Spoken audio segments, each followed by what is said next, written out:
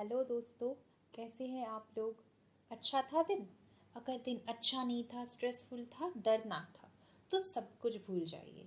आ गई है आपकी प्यारी फेरी लैंड, आपको सपनों की दुनिया में लेकर जाने के लिए और सारा स्ट्रेस भुलाने के लिए। आज की कहानी, द प्रोस्टिट्यूट फेरी। क्या हुआ? शौक लगा ना? ठीक है, सुनिए तो आगे पता चलेगा। आज की कहानी में हमारी जो कैरेक्टर प्रिंसेस है, उसका नाम है फ्लोरा। एक समय की बात थी। फ्लोरा एक गांव में रहती थी, दार्जिलिंग नाम के।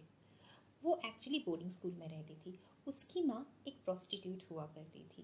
बट फ्लोरा को उसकी मॉम ने कभी उसकी सच्चाई नहीं बताई। फ्लोरा को ये बताया गया था कि वो एक बहुत गरीब फैमिली से है और उनके पास खुद का घर नहीं है। उसकी माँ दूसरों के घर पे काम करती है और वहीं रहती है। और उसकी माँ ने उसको पढ़ने के लिए इसीलिए बोर्डिंग दार्जिलिंग में भेज दिया था। जब फ्लोरा की छुट्टियाँ होती थी, तब फ्लोरा के साथ उसकी माँ भी आकर रहती थी गांव के आसपास में, या फिर वो लोग किसी छोटे जगह पे वेकेशन में चले जाते थे। फ्लोरा हमेशा पूछती थी, माँ मेरा घर कब होगा, कब मैं अपनी फैमिली से मिल पाऊंगी। इस पे उसकी माँ सिर्फ आंखों में आंसू लिए बोल पाती थी, फ्लोरा तुम्हारी फैमिली में कोई नहीं है। तुम्हारे पापा की मौत बचपन में ही हो गई थी। तुम्हारी सिर्फ एक मौसी है जो कभी कभार हमसे मिलने आ जाती थी।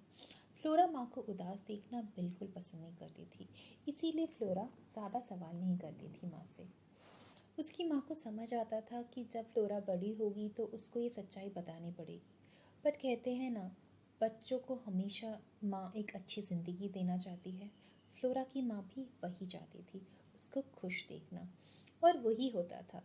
फ्लोरा से जो भी मिलता था वो खुश हो जाता था, क्योंकि उसके चेहरे पे हमेशा एक प्यारी सी हंसी देखने को मिलती थी। जब उसके दोस्त उनको उसको चिढ़ाते थे, उसके फटे कपड़े देखकर या उसकी फैमिली को लेकर, तब भी वो मुस्कुरा कर उनको जवाब देती थी। फ्लोरा को कभी कभार दुख होता था। उसको लगता था काश उसके पास भी एक बड़ी सी फैमिली होती जिसके साथ वो बहुत मस्ती कर सकती। पर उसके बावजूद भी खुश थी और भगवान को हर रोज़ शुक्रिया अदा करती थी, क्योंकि उसके पास उसकी प्यारी माँ थी। ऐसे करते करते फ्लोरा क्लास 9 तक पहुंच गई। फिर आए आरव। आरव जो एक बहुत बड़े बाप का बिगड़ेल लड़का था। आरव एक हैंडसम हंक था जो स्कूल में इंटर करने के बाद ही सारी लड़कियों का क्रश बन गया। बहुत हैंडसम था, 6 फीट टॉल था, बॉडी बिल्डिंग भी करता था और सब में उसकी चर्चाएं होती थी। और वो पैसे पानी की तरह खर्च करता था। बट वो बिल्कुल वेयर बिहेव नहीं था। टीचर्स को इंसल्ट करना, सबको बुरी नज़र से देखना, ये उसका नेचर था। वो हर रोज़ किसी ना किसी को टारगेट बनाता था और उसकी इंसल्ट कर देता था। यूजुअली वो जो गरीब लोग होते थे उनको टारगेट बनाता था, कि उसको लगता था कि पैसे ज़िंदगी में खुश रहने का सबसे इम्पोर्टेंट चीज़ होता है। आरफ को जब फ्लोरा के बारे में पता चला तो उसको लगा कि ये सबसे इजी टारगेट होगी। इसीलिए वो हमेशा उसको चिढ़ाता था, कभी उसकी फैमिली को लेकर, कभी उसके फाइनेंशियल कंडीशन को लेकर। पर आरफ को कभी मज़ा नहीं आया, क्योंकि फ्लोरा कभी रिएक्ट ही नहीं करती थी। वो हमेशा हंसकर जवाब देती थी कि फ्लोरा की ये क्वालिटी थी, वो हर सिचुएशन में हंस सकती थी और हर क्रिटिसिज्म में शांति से सबको जवाब देती थी। बोल देती थी, हाँ मेरे पास पैसे नहीं है तो क्या कर सकती हूँ। तो इसीलिए उसको लगा कि फ्लोरा को किसी डिफ़िकल्ट सिचुएशन में डालना पड़ेगा। फ्लोरा को मज़ा चखाने के लिए उसने एक प्लान बनाया। आरफ को पता था फ्लोरा को फंसाने के लिए पहले उसको फ्लोरा की विश्वास जीतना पड़ेगा। इसीलिए उसने कुछ दिन फ्लोरा के साथ बहुत अच्छे से बात किया, उससे दोस्ती की। फिर उसने उसको अपनी दोस्तों के साथ घूमने के लिए बुलाया। उसका प्लान था कि वो सबके सामने उसको इंसल्ट करेगी और अपनी फ्लोरा है ही इनोसेंट, वो उसके बातों में आ जाती है और उनसे मिलने चली जाती है। वहाँ पे जाने के बाद वो लोग बहुत मस्ती करते हैं, अच्छा खाना खाते हैं, बहुत देर तक खेल कूद करते हैं। फिर फाइनली जब शाम होती है, वो लोग एक पॉन्ड के पास जाते हैं खेलने के लिए। और यही आरव का मेन प्लान था। तब दार्जिलिंग में बहुत सर्दी थी और वो चाहती थी कि फ्लोरा को पानी में फेंक कर वो लोग सब भाग कर आ जाएंगे, ताकि फ्लोरा को पता चले कि सज़ा क्या होती है। और आरव जो उसको इतना चिढ़ाने की कोशिश करता था और हमेशा फेल होता था, उसको लगा था ये करने के बाद उसको अपने दिल में एक सुकून सा मिलेगा। बट कहते हैं ना, हम सोचते कुछ और होता कुछ और है। अचानक अरव फ्लोरा को धक्का देने ही वाला था, बट ऐसा कुछ हो गया कि फ्लोरा की जगह अरव खुद पानी में गिर गया। फ्लोरा दंग सी रह गई। फ्लोरा सोची ये क्या हुआ। वो सबको बुलाने लगी, चलो मिलकर बचाते हैं, चलो हम सब भागते हैं, हमारा दोस्त नीचे गिर रहा है।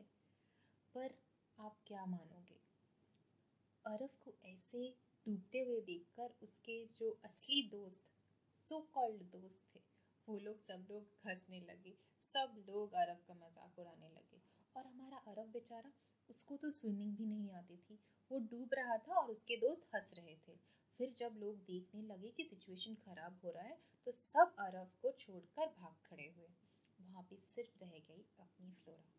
और फ्लोरा को भी अच्छी स्विमिंग तो आती नहीं थी, पर फिर भी उसने अपनी जान की परवाह किए बगैर अरव को बचाने के बारे में सोचा, क्योंकि उसके लिए दोस्ती हर चीज़ से ऊपर थी।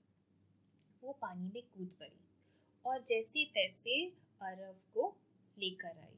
दोनों भीगते भागते कांपते हुए स्कूल तक पहुंचे। जब वो लोग स्कूल पहुंचे, मेट्रन उनकी तरफ बड़ी बड़ी आंखों से देखने लगी। तुम लोग कहाँ थे?